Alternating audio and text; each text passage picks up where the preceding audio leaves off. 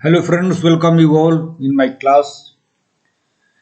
Let's start revision practice held of CGL Tier 1 exam held on 18 July Shift 1. Practice alone will make you enable to fetch more and more marks. अगर आप अपने exam में maximum marks लाना चाहते हैं, high score करना चाहते हैं, तो प्रैक्टिस ही एकमात्र सहारा है। प्रैक्टिस ही आपके अंदर कॉन्फिडेंस बिल्ड करेगा और प्रैक्टिस से ही आप मिनिमम गलत कर सकते हैं। अगर प्रैक्टिस नहीं करेंगे तो कुछ जानते हुए क्वेश्चंस भी गलत हो जाते हैं। इसलिए practice makes a very vital role. Practice plays a very vital role in enabling you to fetch more and more marks. So let's start without making any delay. This is CGL Tier 1 exam held on 18 July Shift 1. So let's start. The first question is, the traffic sergeant proved through the test that Raj was under the influence of drugs and alcohol. This is one word substitution question. For the words under the influence of drugs and alcohol हमको एक word लिखना है। Drugs and influence के drugs and alcohol के influence में रहने वाले लोगों को हम क्या कहते हैं? Such persons are known as inebriated. So options given are inebriated, poked, semonized and ponied. So our answer is inebriated. Option 1 is correct. So our answer is 1. Now, so far as synonyms and antonyms are concerned, I will take another class. In that, all synonyms and antonyms held in all 39 shifts will be carried out. Now, question number 2. Select the option that can be used as one word substitution. This is also one word substitution. A sentimental memory of the past. Sentimental memory of the past को हम क्या कहते हैं? Options given are euphoria, mania, nostalgia and hysteria. तो this is known as nostalgia. Even for home sickness we say nostalgia only. So इधर it is a sentimental memory of the past और home sickness. For both our answer is nostalgia. So option 3 is the correct one. Now question number 3. A large number of fish swimming together. This question has already been asked in some of the exams held on 17. The same question has been asked. I remember it. So your answer is here, soul. A large number of fish swimming together. This is the name soul.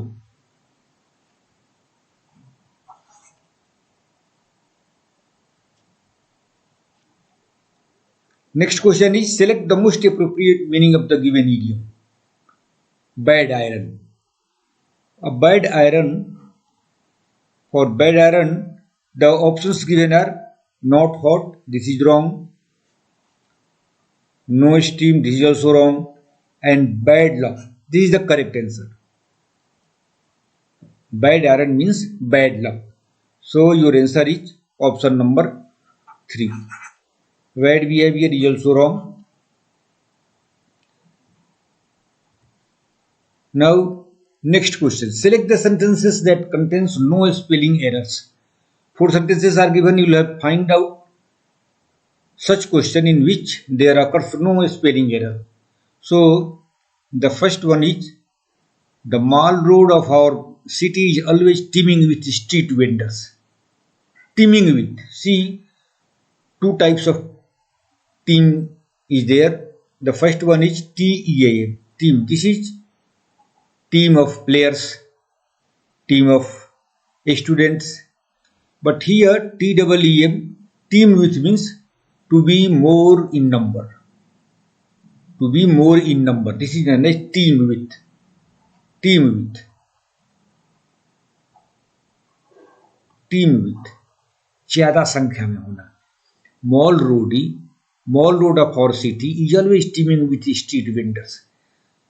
Street vendor से हमेशा भरा रहता है। Teem with means to be full of, तो इसको याद रखना है teem with, TEEM, teem with, and the another team is TEAM, team of students, team of players, team of some dancers and others. Other all are having some spelling mistake. This is TEEM, this is wrong, this is also wrong, and this is also wrong. So your option number 1 is correct. Now the next question is, select the option to express the given sentence in passive voice. Here the sentence given is in active voice, you will have to change it in passive voice. The first option is, a new house has been built by her. And the sentence in active voice is, she is building a new house. इसे हमें change करना है, तो यहाँ object हो गया a new house, passive voice के लिए हमारा सब्जेक्ट ये हो जाएगा, और ये सेंटेंस है प्रेजेंट कंटिन्यूअस का, तो प्रेजेंट कंटिन्यूअस को जब हम चेंज करते हैं पैसिव वॉइस में तो बिग का प्रयोग किया जाता है। तो let's find out the options. A new house is being built by her, the fourth option is correct,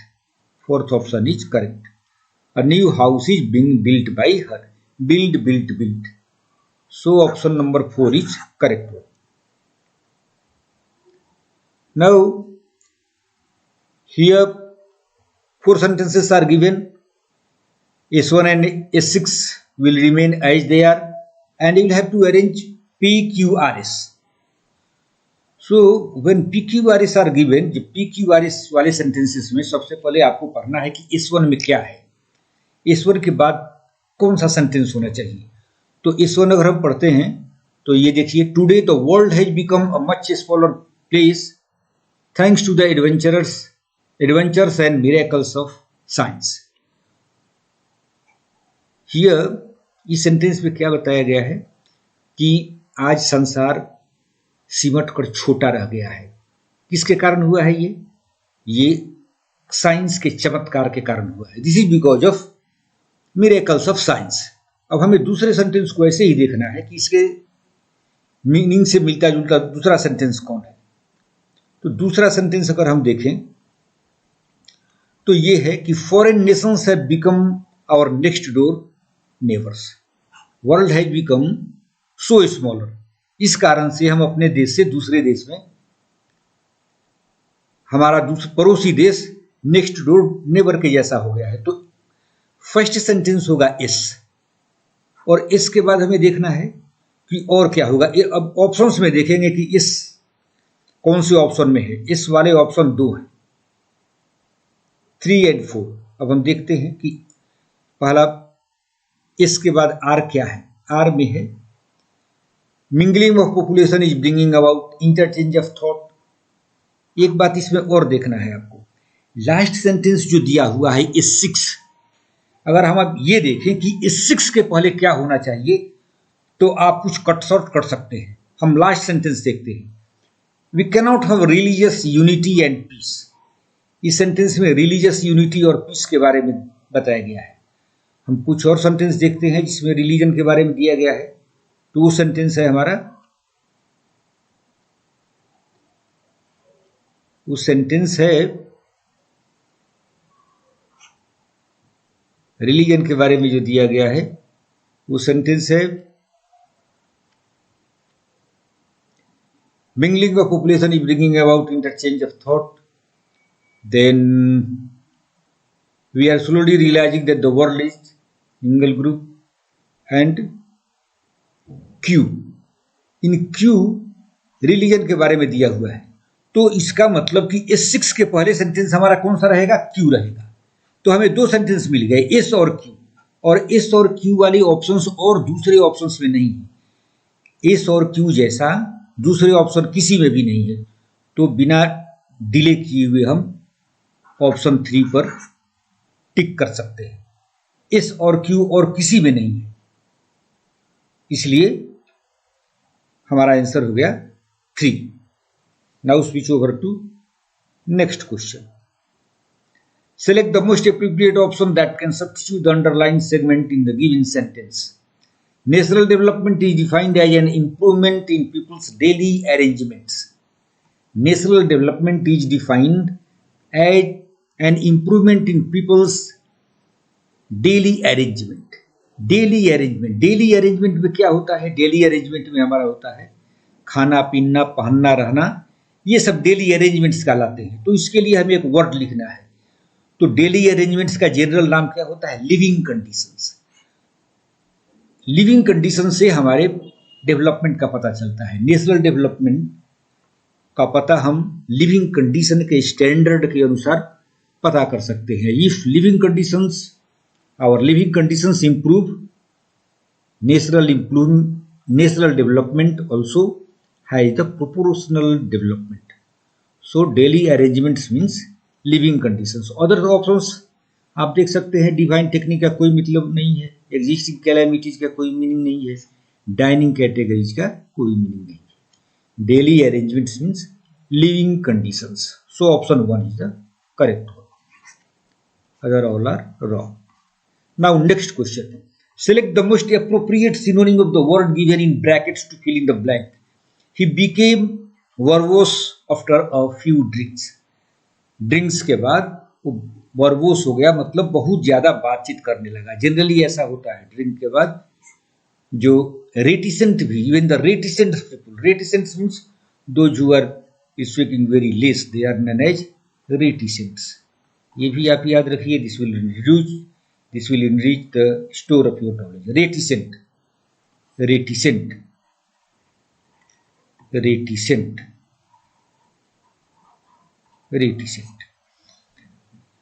तो ये हो गया वर्बोस। और वर्बोस के लिए हमारा वर्ड क्या है? Talkative. Talkative is the word which gives the meaning of verbose. He became verbose after a few drinks. Other options are wrong, aggressive, decisive and exhaustive. अगर आप ध्यान नहीं देंगे तो ये भी होता है कि ड्रिंक करने के बाद वो एग्रेसिव हो गया, लेकिन हमें एग्रेसिव पर ध्यान नहीं देना है। हमारे लिए एक हिंट दिया हुआ है, हमें जो वर्बोस का मीनिंग है उसी के लिए वर्ड लिखना है। तो इसके लिए वर्ड हो गया सिनोनिम्स। वर्बोस का सिनोनिम हमें लिखना है talkative. Select the most appropriate synonym of the given word. Intriguing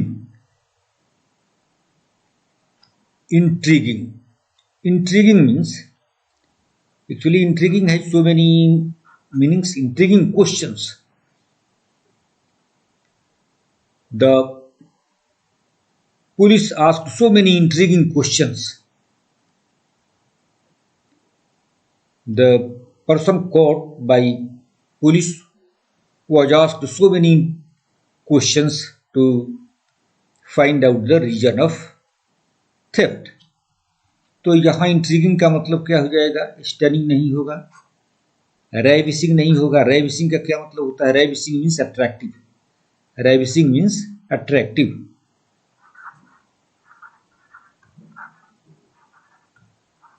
रेविसिंग means attractive. Attractive, very nice, very beautiful, ये कह सकते हैं अट्रैक्टिव। फैसिनेटिंग, कैप्टिवेटिंग, ग्लोरीफाइंग आप जानते ही हैं, ग्लोरी से बना है ग्लोरीफाइंग। और यहाँ मीनिंग हो जाएगा इंट्रिगिंग का interesting. Intriguing means interesting. Intriguing means interesting. Now next question. Identify the sentence that correctly uses the indefinite article. Indefinite article already you know, जैसा आप जानते हैं an को हम indefinite article कहते हैं और the को हम definite article कहते हैं। तो इसमें हमें देखना है कि कौन से सेंटेंस में indefinite article का सही यूज हुआ है। She purchased an apple in the market with me. तो यहां सही है, एन एप्पल सही है। दूसरे सेंटेंस भी हम देख लेते हैं। इस सेंटेंस में एप्पल के पहले किसी आर्टिकल का प्रयोग नहीं किया गया है, ये गलत है। She purchased a apple, this is also wrong. And she purchase apple, ये भी गलत है।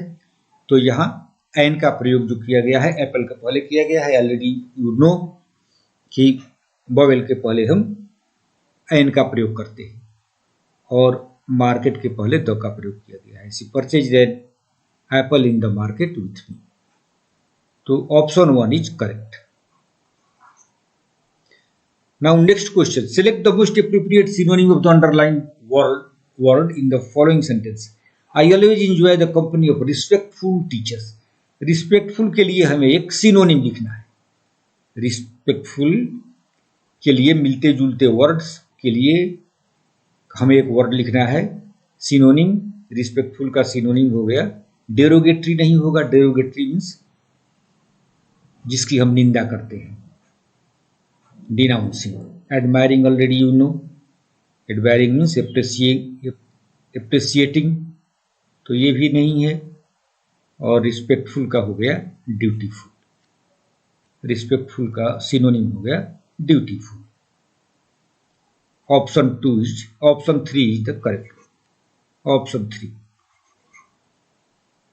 Now next one. Correct spelling you have to find out. Select the word with the correct spelling. She saw the beautiful idols. अब idols के spelling में भी आपको ध्यान देना है। आइडल होता है IDOL और जब इसका हम प्लूरल बनाते हैं तो ES नहीं लगता इसमें केवल लगता है S। इसमें केवल S लगता है। तो करेक्ट स्पेलिंग हो गया किसका?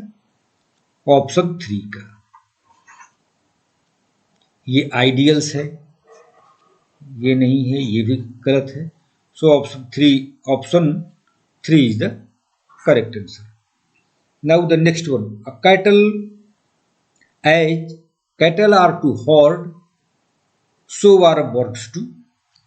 जब हम कैटल के ग्रुप को हॉर्ड कहते हैं तो बर्ड्स के ग्रुप को क्या कहते हैं? बर्ड्स के ग्रुप को क्या कहते हैं? Options given are litter, flock. तो बर्ड्स के ग्रुप को क्या कहते हैं? फ्लॉक कहते हैं। So group of birds is flock. Your option 2 is correct. Group of birds is called flock. And here also you will have to remember groups of cattle is called herd. HERD, herd. Now next question. Select the most appropriate antonym of the given word. You will have to find out the antonym of eloquent. Eloquent means क्या होता है? जो बहुत अच्छा speech देता है, eloquent speech कहा जाता है। तो eloquent स्पीच के लिए हमें एक एंटोनिम लिखना है। eloquent कहते हैं the speech which is very impressive. ऐसा स्पीच जो बहुत इंप्रेसिव हो, जो which is very influencing, such speech is known as eloquent speech. अब इसके लिए हमें एक एंटोनिम लिखना है। तो आप ये देखिए, ऑप्शंस आर क्रूशियल। ये नहीं होगा। मोडेस्ट का भी कोई मीनिंग नहीं है इधर। मोडेस्ट का मीनिंग यहाँ पे नहीं है। इम्पोर्टेंट अगर देखते हैं, इम्पोर्टेंट मीन्स नॉट पावरफुल। तो ये एंटोनिम हमारा सही हो गया। तो एलोक्वेंट का एंटोनिम हो गया important, means powerless, having no impression. A speech which made no impression is known as an important speech। और हमारा वर्ड है एलोक्वेंट। तो एलोक्वेंट का एंटोनिम हो गया important. Option 3 is the correct word. Humble भी सही नहीं है। Now next question you will have to change this sentence in active voice to passive voice. He doesn't buy shirts. जब भी आपको एक्टिव से पैसिव करना हो या पैसिव से एक्टिव करना हो तो सबसे पहले हमें देखना है कि द गिवन सेंटेंस, जो दिया हुआ सेंटेंस है, वो कौन से टेंस का है। एक बार जब हम टेंस जान जाते हैं तो उसके अनुसार हम चेंजेस चेक करेंगे। ही डजंट बाय शर्ट्स, ये सेंटेंस है प्रेजेंट सिंपल का। और प्रेजेंट सिंपल में सबसे पहले हमने ऑब्जेक्ट को सब्जेक्ट बनाया और उसके अनुसार एक जूली वर्ब रखेंगे। तो शर्ट्स इज आर का प्रयोग होगा, शर्ट्स आर नॉट, और third form of buy is bought, shirts are not buy bought by he. Option 3 is correct answer, shirts are not bought by he. यहां वर का प्रयोग किया गया है, गलती से अगर हम ध्यान नहीं देंगे तो इस पर टिक कर देंगे और इससे हमारा मार्क्स निगेटिव हो जाएगा। तो you have to be attentive here while selecting options. One has to be very attentive, otherwise instead of increase in marks it will reduce your marks. Now next question, select the most appropriate idiom or phrase to fill in the blanks in the given sentence. Sweetie has been dash since her painting won first prize. जब से painting के लिए first prize मिला है, Sweety dash blank है, हमें देखना है क्या होगा। वॉकिंग ऑन एग सेल्स, ये नहीं होगा। वेटिंग इन द विंग्स, ये भी सही नहीं है। Walking into the lion's den, ये भी नहीं है। उसमें क्या है, शी इज वेरी एक्साइटेड, तो वेरी एक्साइटेड के लिए वॉकिंग ऑन एयर, बोलते हैं कि हवा में उड़ना। हिंदी में जो हम बोलते हैं कि अपने जीत के बाद जब से उसे लॉटरी का इनाम मिला है और कुछ भी इनाम मिला है तो उसके पैर जमीन पर नहीं है, उसके लिए फ्रेज होता है वॉकिंग ऑन एयर। तो Sweety has been walking on air, ये option number 4 is correct. Walking on air means to be excited, to be joyful, to be excited, to be pleased with, pleased and gay. So walking on air means to be very excited, and joyful.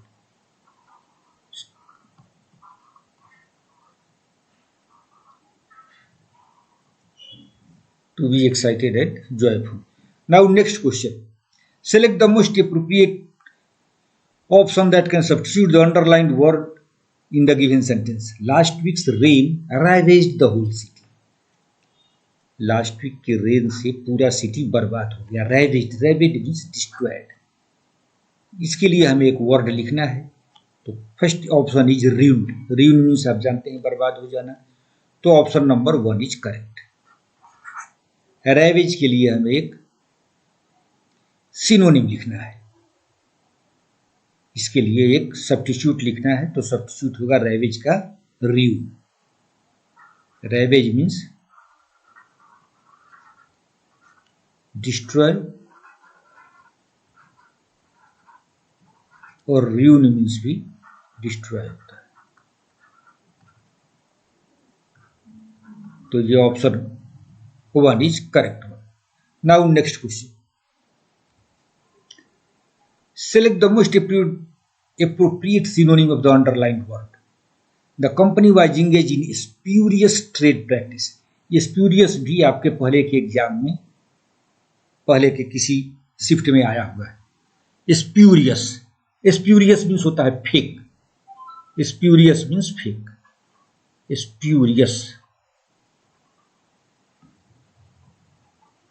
spurious means fake, जो सही नहीं हो, जो original नहीं हो, fake हो, illegal हो, उसको स्प्यूरियस कहते हैं। और options given are effective, effective गलत है, सिनोनिम हमें लिखना है, ध्यान देना है, सिनोनिम के बदले कहीं हम एंटोनिम न लिख दें।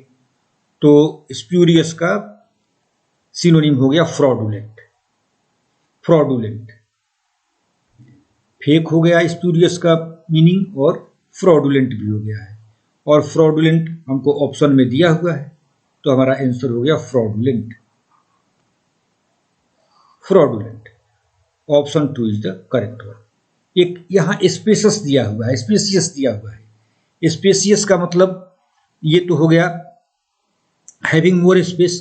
अगर ये स्पेलिंग ऐसे एक लिखा हुआ हो स्पेसियस दो तरह के होते हैं, SPACIOUS और एक होता है SPECIOUS। इसका मीनिंग भी स्प्यूरियस भी होता है, स्पेसियस, इसका मीनिंग भी स्प्यूरियस होता है, तो ये ध्यान देना है। Okay, next question, the following sentences has been divided into various parts. You will have to find out the part which has no error. देखिए यहां पर क्या है, जनरली क्वेश्चंस ऐसे आते हैं कि find out the part of the question in which there occurs an error. इस क्वेश्चन में ये है कि आपको ये देखना है कि कौन से पार्ट में, नहीं ऐसा नहीं है, correct, sorry, select the part that contains the error. Select the part that contains the error. जिस पार्ट में एरर है उसी वही आपका आंसर होगा। If you do not find any error, mark the no in the error. अगर कोई error नहीं है तो आपका आंसर हो जाएगा 4। Let's see the sentence. सजनी had interfere in this matter. अब आपको ये देखना है कि सजनी, सजनी सेंटेंस का सब्जेक्ट है, सजनी के बाद हैड का प्रयोग किया गया है, तो हैड का प्रयोग कहां होता है?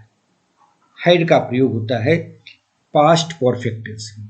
यू नो, हैड का प्रयोग होता है पास्ट परफेक्ट। सजनी हैड, तो हैड के बाद जो मेन वर्ब होगा उसका थर्ड फॉर्म होगा, और यहां तो थर्ड फॉर्म नहीं लिखा गया है, इंटरफियर लिखा गया है। सही सेंटेंस होता इंटरफियर्ड, तो ये पार्ट हमारा गलत है, तो इंटरफियर इन जो लिखा है ये गलत है। आंसर हो गया हमारा 2। थर्ड फॉर्म होना चाहिए था, सजनी हैड के बाद V3 फॉर्म आना चाहिए, जो भी वर्ब हो उसका V3 फॉर्म आएगा, past participle form. Now next question, in next question one passage is given and 4 questions are there out. Through this passage you will have to answer 4 question. So the first one is, all state universities and colleges in Uttar Pradesh, one of the, Uttar Pradesh के बारे में कहा गया है कि Uttar Pradesh which is one of the dash. अब देखिए one के लिए ऑप्शंस क्या है, बिगर स्टेट। अब वन ऑफ द जब भी लगता है तो कंपैरेटिव डिग्री का प्रयोग नहीं होता है, सुपरलेटिव डिग्री का प्रयोग होता है। तो ऑप्शन में हम देखते हैं सुपरलेटिव डिग्री कहां लिखा हुआ है, biggest states, option 2 is the correct. हमें और कुछ नहीं देखना है, सुपरलेटिव एक ही जगह लिखा हुआ है और यही हमारा आंसर हो जाएगा। तो option 2 is the correct one.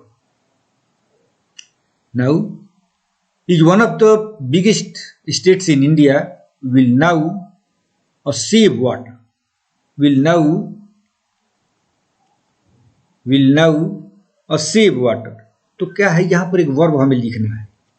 Will now managing कुछ नहीं होगा, विल के बाद मैनेजिंग आता ही नहीं है, ये आपको देख लेना है। अगर विल भी रहता तो होता, तो मैनेजिंग नहीं होगा,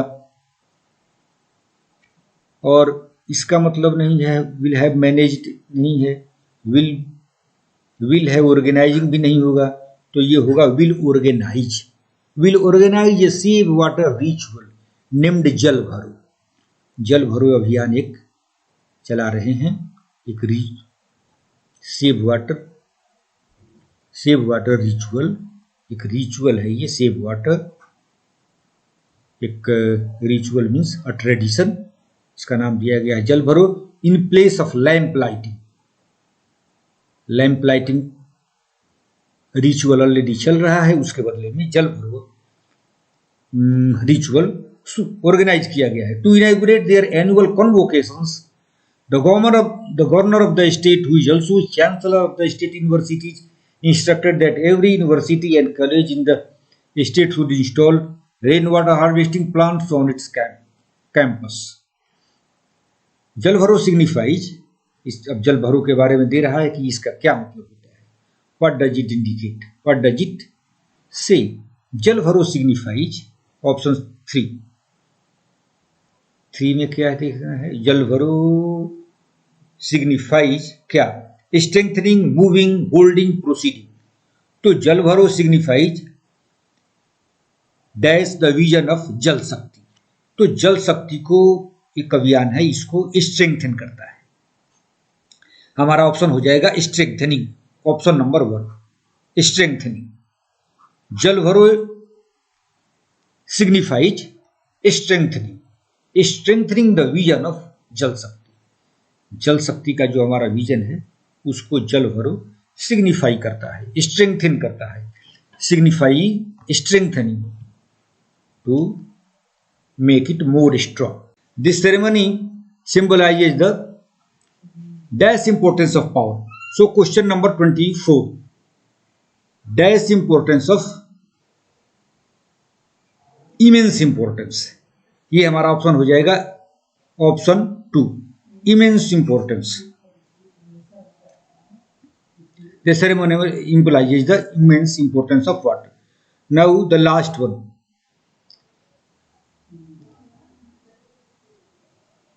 conservation, whereas the lamp lighting ceremony symbolized removing darkness through education and spreading the light of learning. It is really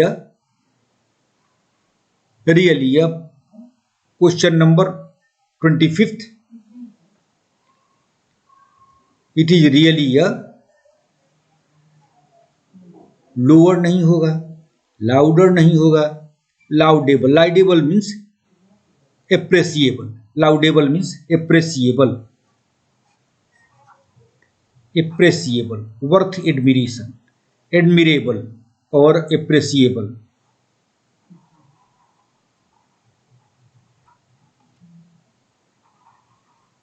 Appreciable, admirable.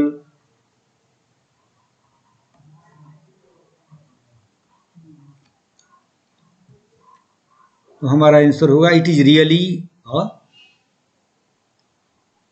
लाउडेबल initiative. ये जो हमारा जल शक्ति का रिचुअल है, it is really a laudable initiative. तो हमारा option हो गया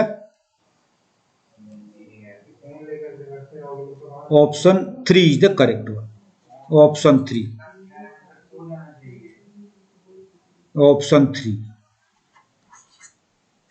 So friends, we have done all the 25 questions. I expect that you will practice it.